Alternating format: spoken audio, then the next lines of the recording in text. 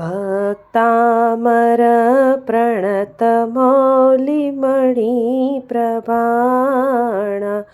मुद्योतकं दलितपापतमोवितानम्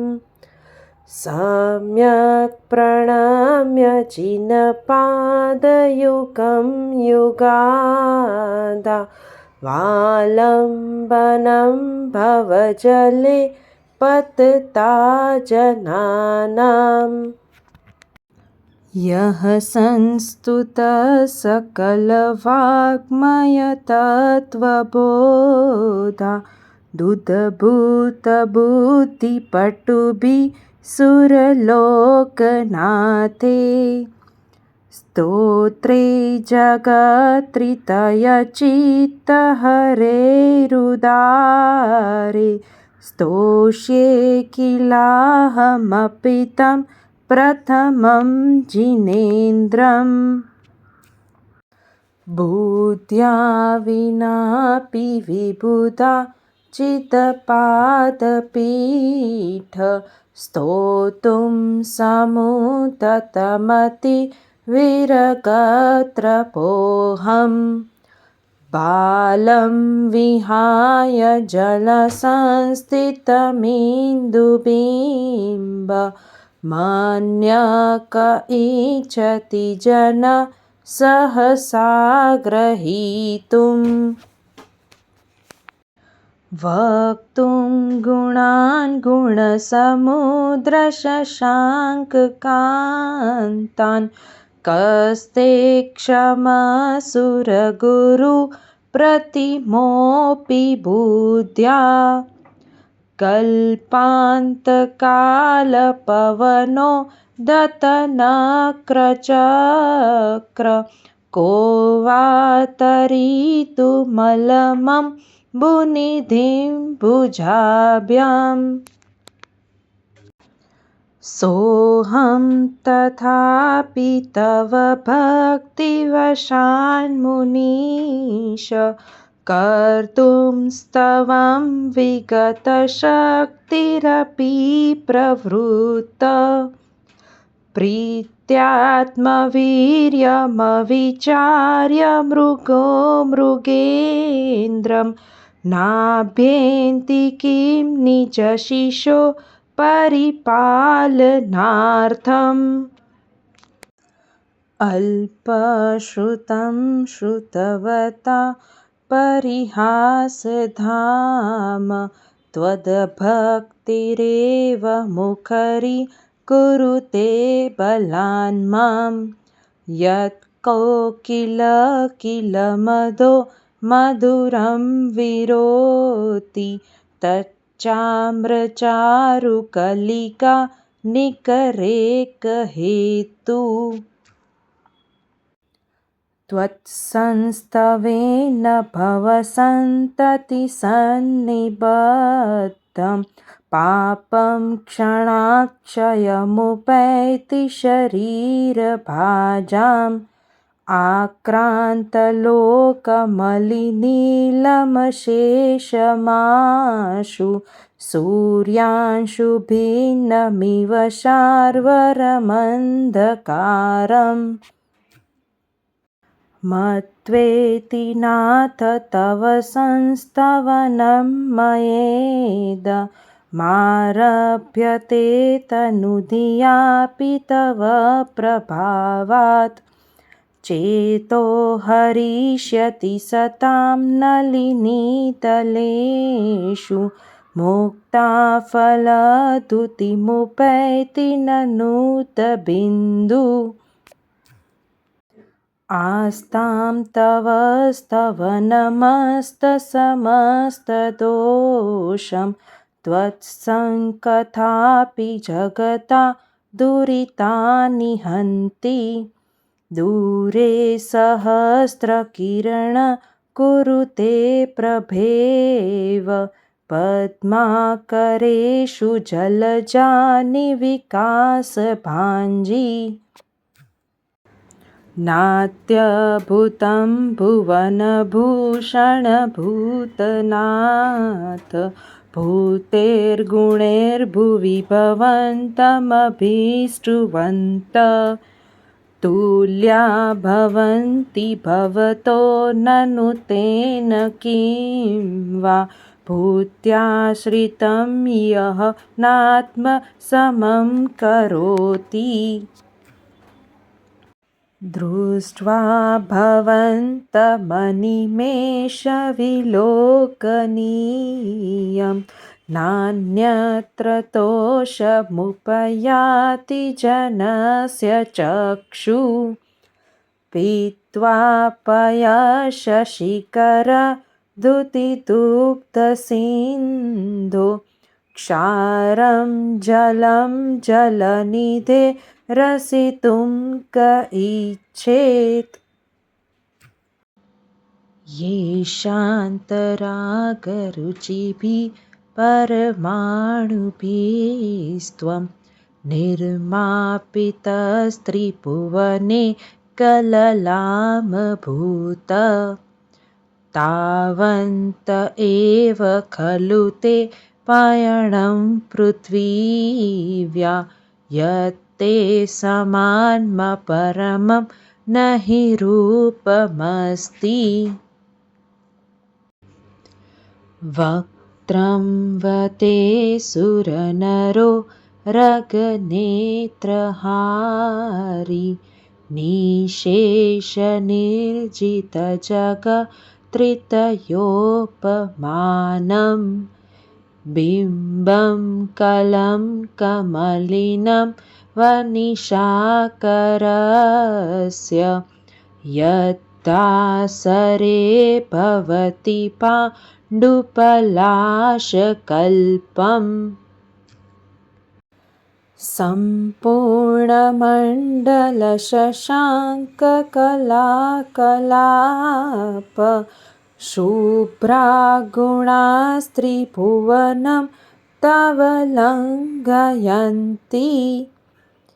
ये संश्रितास्त्रिजगदीश्वरनाथमेकं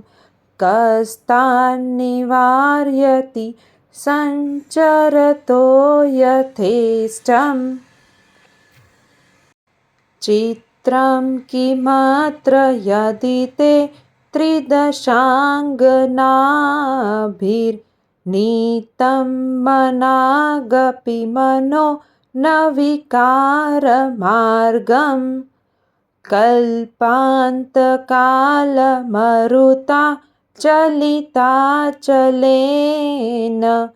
किं मन्दराद्रिशिखरं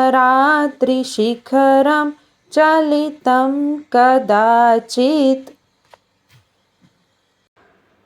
निर्धूम्बरतिरपवर्जिततेलपूरकृस्तं जगत्त्रयमिदं प्रकटीकरोषि गम्यो न जातु मरुतां चलिताचलानां दीपोपरस्त्वमसि नाथ जगत्प्रकाश नास्तं कदाचिदुपयासि नराहुगम्य स्पष्टीकरोषि सहसा युगपज्जगन्ति नाम्भोदरोदरनिरुद्धमहाप्रभाव सूर्यातिशायि महिमा सि मुनीन्द्रलोके नित्योदयं दलितमोहमहान्धकारं गम्यनराहुवदनस्य न वारिदानां विभ्राजते तव मुखाब्जमनल्पकान्ति विद्योतयज्जगदपूर्वशशाङ्कबिम्बम् किं शर्वरीषु शशिह्ना निविवस्वता वा युष्मन्मुखेन्दुदलिते श्रुतमसु नाथ निष्पन्नशालिवनशालिनि जीवलोके कार्यं कियज्जलधरे जलभारनम्मेर् ज्ञानं यथा त्वयि विभाति कृतावकाशं नैवं तथा हरिहरादिषु नायकेषु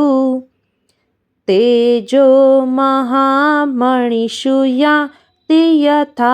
महत्त्वं नैवं तु काचशकले किरणाकुलेऽपि मन्ये वरं हरिहरादय एव दृष्टेषु येषु हृदयं त्वयि तोषमेति किं वीक्षितेन भवता भुवि येन नान्य कश्चिन्मनोहरति नाथ भवान्तरेऽपि स्त्रीणां शतानि शतशो जनयन्ति पुत्रान् नान्यासुतं त्वदुपमं जननी प्रसूता सर्वादिशो ददति भानि सहस्ररश्मिं प्राच्येवदिगज्जनयति स्फुरदंशुजालम्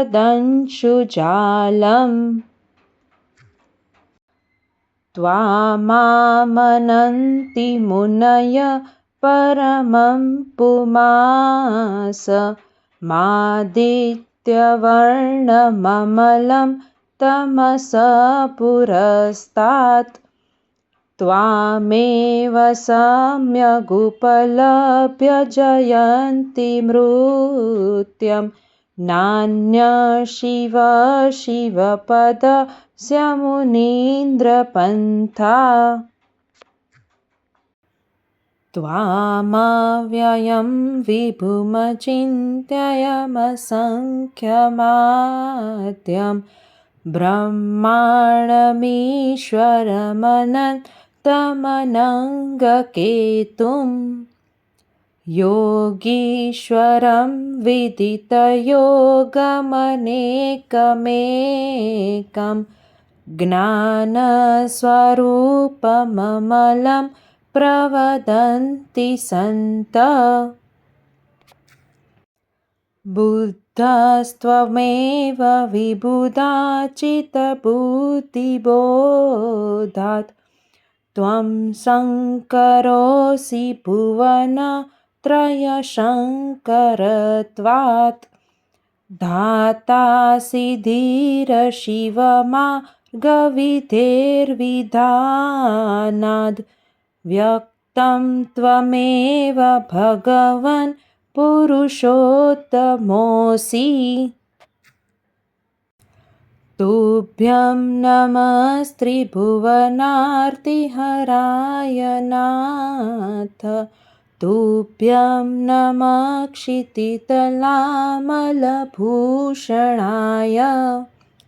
तुभ्यं नमस्त्रिजगत परमेश्वराय तुभ्यं नमो जिनभवो दधिशोषणाय को विस्मयोऽत्र यदि नामगुणैरशेष त्वं संसृतो निरवकाशतया मुनीश दोषैरूपान्तविविधा श्रयजातगर्वे स्वन्पान्तरेऽपि न कदाचिदपीक्षितोषि चेरशोकतरुसंसृतमुन्मुल्यख मा भाति रूपममलं भवतो नितान्तम् स्पष्टोलसत्किरणमस्ततमोवितानं बिम्बं रवेरिव पयोधरपार्श्ववर्ती सिंहासने मणिमयूखशिखाविचित्रे विभ्राजते तव वपु कनकावदातं बिम्बं वियद्विलसदंशुलतावितानं तुङ्गोदयाद्रिशिरसि वसहस्ररश्मे कुन्दावदातचलचामरचारुशोभं विभ्राजते तव वपु कलधोतकान्तम् उद्धच्छकशाङ्कशुचिनिर्झरवारिधार मूचेस्तटं सुरगिरे रिवसातकोम्भम् छत्रत्रयं तव विभाति शशाङ्ककान्त मूचे स्थितं स्थगितभानुकरप्रतापम्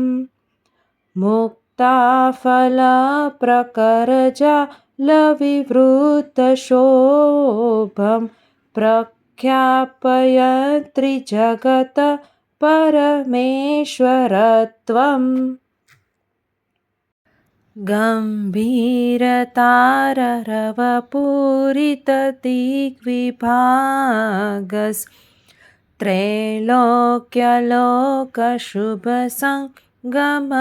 गम्भीरताररवपूरितदिग्विभागस्त्रैलोक्यलोकशुभसङ्गमभूतिदक्ष सधर्मराज जय घोषणघोषकसन् खेदुन्दुभिद्रवनति ते यशस्प्रवादी मन्दारसुन्दरनमे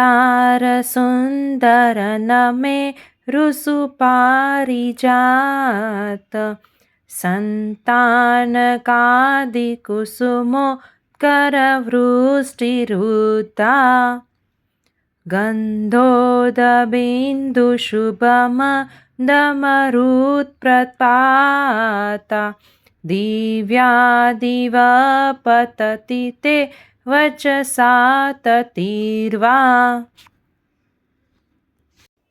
शुम्भत्प्रभावलयभूरिविभाविभोस्ते लोकत्रये तुतिमता दुतिमाक्षिपन्ति प्रोद्धद्दिवाकरनिरन्तरभूरिसङ्ख्या दीप्त्या जयत्पिनिशामपि सौम्याम् स्वर्गापवर्गगममार्गविमार्गणेष्ट सधर्मतत्त्वकथने कपटुस्त्रिलोक्या दिव्यध्वनिर्भवति ते विशदार्थसर्व भाषास्वभावपरिणाम गुणे प्रयोज्य उन्नेन्द्रहेमनवप गजपुञ्जकान्ति पर्युलसन्नखमयूखशिखाभिरामो पादोपदानि तव यत्र जिनेन्द्रदत्त पद्मानि तत्र विबुधा परिकल्पयन्ति इत्थं यथा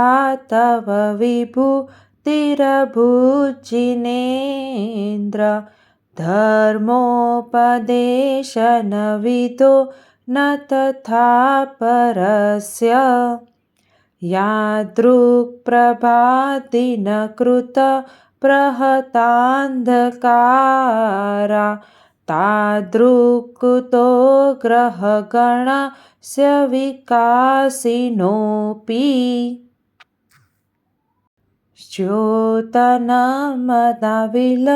विलोलकपोलमूल मत्तभ्रमद्भ्रमरनादविवृतकोपम् ऐरावताभमिममुदतमापतन्तं दृष्ट्वा भयं भवति नो भवदाश्रितानाम्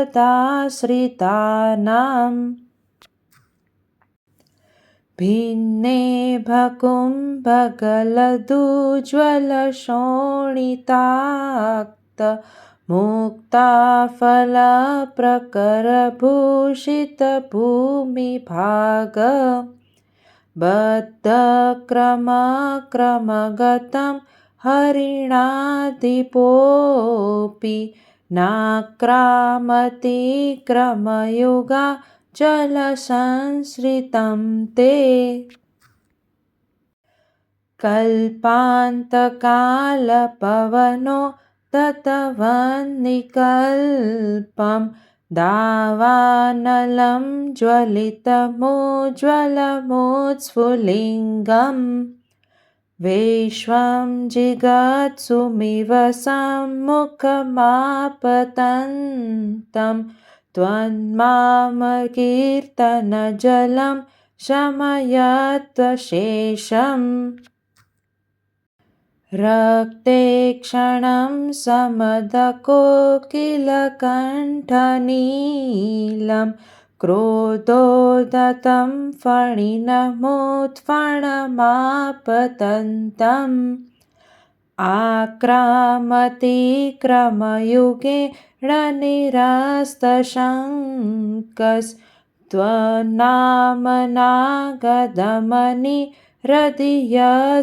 पुंस वल्गतुरङ्गगजगर्जितभीमनाद माजो बलं बलवतामपि भूपतीनाम् उदद्दिवाकरमयूखशिखापवीतं त्वत्कीर्तनात्तम इव शुभिदामुपैति कुन्ताग्रभिन्नगजशोणितवारिवाह वेगावतारतरुणा तुरयोधभीमे युद्धे जयं विजितदुर्जयजेयपक्षास्त्वत्पादपङ्कजवना श्रयिणो लभन्ते अम्भोनिधोक्षुभितभीषणनाक्रचक्र पाठेन पीठभयदोल्बणवाग्वानो रङ्गतरङ्गशिखर स्थितयानपात्रास्त्रासं विहाय भवत स्मरणाद् व्रजन्ति उद्भूतभीषणजलो दरभारभूग्ना शोच्यां दशामुपगताश्च्युतजीविताशा त्वत्पादपङ्कजरजो मृततिक्तदेहा मत्रा भवन्ति मकरध्वजतुल्यरूपा आपादकण्ठमुरुशृङ्खलवेष्टिताङ्गा ગાંઠं बृहन्निगडकोटिनिगृष्टजङ्घा त्वन्नाममन्त्रमनिशं मनुजा स्मरन्त सद्य स्वयं विगतबन्धभया भवन्ति मत्तदीपेन्द्रमृगराजदवानलाहि सङ्ग्रामवारिधिमहोदरबन्धनोत्थं तस्याशुनाशमुपयाति भयं पियेव यस्तावकं स्त्वमिमं मतिमानधीते स्तोत्रस्त्रजं तव जिनेन्द्रगुणे निबद्धं भक्त्या मया विविधवर्णविचित्रपुष्पं धत्ते जनो य इह कण्ठगतामजस्त्रं तं मानतुङ्गमवशा समुपैति लक्ष्मी तं मानतुङ्गमवशा समुपैति लक्ष्मी। जय जिनेन्द्र।